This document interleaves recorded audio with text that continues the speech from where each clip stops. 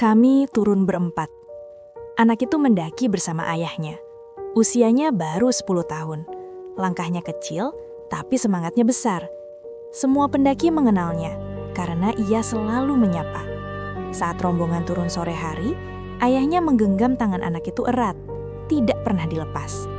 Sampai di base camp, ayah itu berdiri gemetar, memandangi tangannya sendiri. Kosong, tidak ada teriakan, tidak ada panik. Ia hanya bertanya pelan, "Anak saya tadi di mana?" Semua orang terdiam. Tidak ada yang ingat melihat anak itu di jalur turun. Padahal sepanjang pendakian, anak itu selalu berjalan di depan, tertawa dan tidak pernah jauh dari ayahnya. Kecuali satu saat, ketika mereka berhenti terlalu lama di sebuah jalur sunyi tanpa nama. Ayah itu bersumpah tidak pernah melepas tangan anaknya. Ia ingat jelas suara napas kecil di sampingnya, genggaman hangat yang terus ada. Tapi setiap saksi menyatakan hal yang sama. Mereka hanya melihat ayah itu berjalan sendirian sejak pos terakhir. Pencarian dimulai cepat. Tidak ada jejak kaki anak-anak. Tidak ada barang jatuh. Seolah anak itu tidak pernah ada. Di tenda malam itu, ayahnya terus berbicara pada ruang kosong di sampingnya, menanyakan apakah anaknya kedinginan. Beberapa pendaki mendengar suara jawaban lirik, sangat dekat, seperti dari bawah tanah. Tapi saat ditanya, ayah itu hanya tersenyum dan berkata, "Dia masih di sini." Pagi ketiga, ayah itu ditemukan duduk sendirian di jalur, menggenggam udara. Ia tersenyum tenang. "Kami sudah sampai," katanya. Tim SAR menemukan jaket anak itu tergantung rapi di dahan rendah, bersih tanpa robek. Di saku jaket ada kertas kecil bertuliskan huruf anak-anak. "Aku capek, aku tunggu di sini."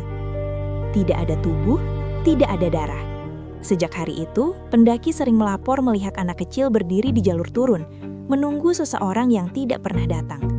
Jika disapa, ia hanya bertanya, "Ayahku di mana?" Lalu menghilang perlahan seperti embun pagi yang tidak pernah sempat disentuh matahari. Gunung tidak selalu meminta nyawa orang dewasa. Kadang yang diambil adalah kepolosan, karena itu yang paling mudah ditahan. Pelajarannya kejam dan sederhana. Jangan mengajak sesuatu yang belum siap memahami kehilangan.